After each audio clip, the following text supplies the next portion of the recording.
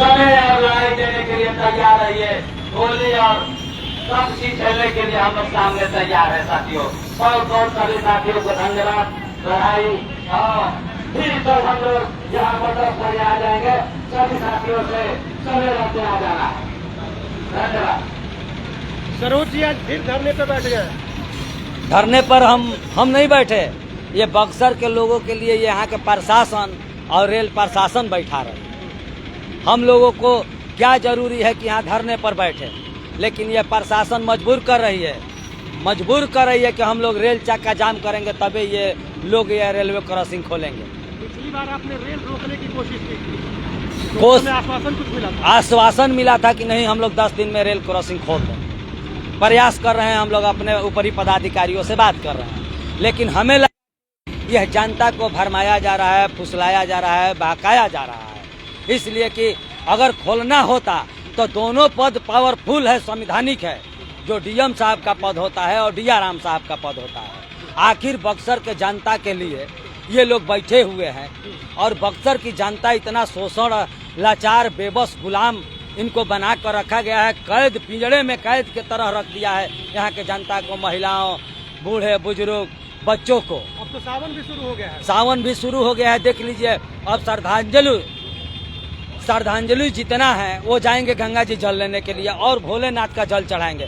तो हम बता देते हैं आप लोग मीडिया भाइयों के माध्यम से कि सोमवार का दिन जब जल ढरेगा शंकर भगवान पर, उसी दिन हम लोग 12 बजे ऐलान करेंगे कि इस दिन चक्का जाम कर रहे हैं। अगर रेलवे क्रॉसिंग नहीं खुलता है तो छोड़ने के मुंड में हम लोग नहीं है। स्थानीय प्रशासन के अधिकारी जो हैं उनसे कुछ बात हुई कि नहीं? जी आए थे आज जिला प्रशासन के लोग आए थे यहाँ और बोल रहे थे कि नहीं हम लोग लगे हैं, बहुत तत्काल में कुछ काम हो रहा है, लिखा पढ़ी चल रहा है। लेकिन हमको ये नहीं लग रहा है कि फिर ये हम लोग को भरमाए, तो भरमने की स्थिति में हम लोग नहीं है। अब की बार लड़ने की स्थिति में है कि बक्सर के जनता के लिए हम लोग लड़ेंगे और बक्सर के जनता के लिए अब हम मरेंगे और मिटेंगे।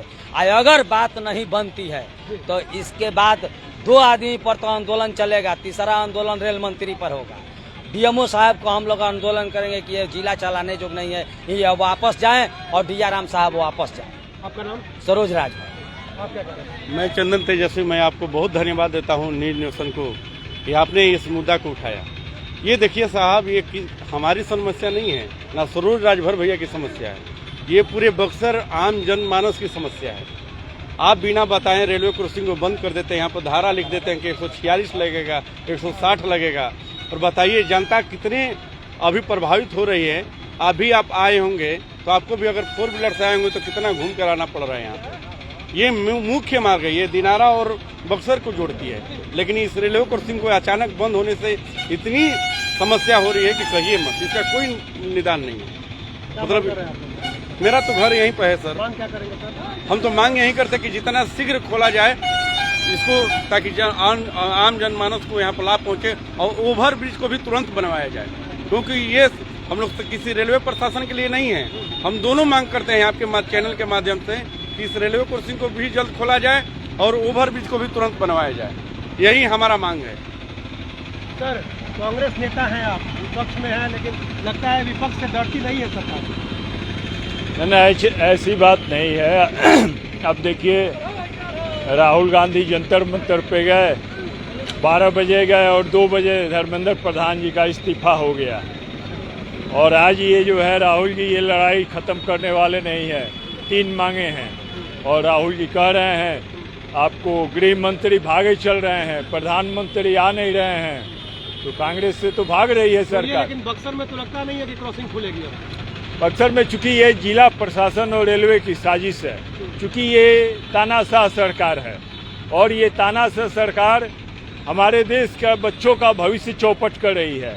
आपको भी मालूम होगा कि जितने प्राइवेट स्कूल, बड़े स्कूल सभी इसी बक्सर इटारही रोड में हैं और उन बच्चों को कितनी परेशानी हो रही है। पांडेपट्टी गुमटी होके जाना, 2-2 घंटे जाम में रहना इस गर्मी में। तो ये जो है एक तरह से ये सरकार चाहती है कि हम बच्चों का भविष्य, देश का भविष्य चौपट करें और आने वाले समय में केवल बेवकूफ़ पैदा हो, कोई हमारा विरोध न करे। संजय कुमार दुबे उर्फ पप्पू दुबे, कांग्रेस नेता और संयोजक आम जन अधिकार मंच। आप फिर आज यहाँ पे, क्या लगता है कि सरकार बात सुनेगी? हम लोग तो धरना के माध्यम से हम लोग कह रहे हैं कि अभी भी समय है, वो खोल देते हैं तो बढ़िया है, नहीं तो हम लोग 5 दिन के अंदर फिर हम लोग रेल चक्का जाम करेंगे।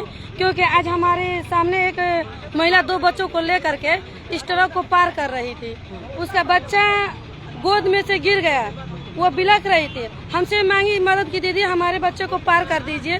हम पार लेकर के किए, उतना ही में ट्रेन पास कर गई। हम बता रहे हैं कि भैया जब उस बच्चे के साथ कुछ घटना हो जाता है तो इसका जिम्मेवार कौन है? आपका नाम बताइए। हम डीएम साहिबा को बता दे रहे हैं कि अगर उस बच्चे को अगर कुछ साथ घटना हो जाता ना, तो हम पक्का है कि उनके ऑफिस पर हम अपने बच्चे को लेकर के दम छोड़ देते उसकी बॉडी को, उसका दंडित दीजिए। एक माँ का बच्चा अगर चला जाएगा, ऐसे बताइए कि दुख की बात कौन है? बार भी जो आपको आश्वासन मिला था, आश्वासन से इस बार हम लोग नहीं मानेंगे, क्योंकि वो लिखित में आए, मुख से कह देगी कि आश्वासन की 10 दिन में हम लोग प्रयास करते हैं कि खुल जाए। डीएम के बस की बात नहीं है, आपको डीआरएम की बात है। हाँ, तो डीआरएम साहब से हम लोग मांगेंगे कि अगर नहीं डिसीजन लेते हैं तो वो अपने पद से इस्तीफा दे। आपका नाम बताइए। मेरा नाम कृष्णावती देवी पड़ेगा, दलित अति पिछड़ा स्वाभिमान संघर्ष मोर्चा की महिला जिला अध्यक्ष। डीआरएम के इस्तीफा की बात हो रही है, बस इस्तीफा की ही तो बात हो रही है देश में, यहाँ भी इस्तीफा होगा। पहला तो आपके चैनल को हम लोग बधाई देते हैं, दलित अति पिछड़ा स्वाभिमान मोर्चा के, कि आप लोग जितना सहयोग करते हैं उसके लिए संगठन की ओर से हृदय से आप लोग को आभार व्यक्त करते हैं। ये हम लोग के मुद्दा नहीं है, ये पूरे बक्सर जिला की जनता की है। और सावन महीना चालू हो गया है, जितना श्रद्धालु, जितना 2-2.5 घंटा बच्चे लोग परेशान होते हैं, डीआरएम साहब को तो महीना और 2 महीना में बक्सर आना है। बाकी जो बक्सर के जो प्रशासन है, बक्सर के जिला अधिकारी हैं और बक्सर के रेल प्रशासन है, उनको तो ये महसूस हो रहा है। बाकी ये लोग भी कान में अपना अंगुली डालकर बैठे हैं, हम कुछ नहीं कर रहे हैं। हम लोग यही मांग करते हैं डीआरएम साहब से कि शीघ्र नहीं खोलेंगे तो फिर अगले इसी हफ्ता में चक्का जाम होगा। इसी के लिए आपका नाम? दीनानाथ ठाकुर।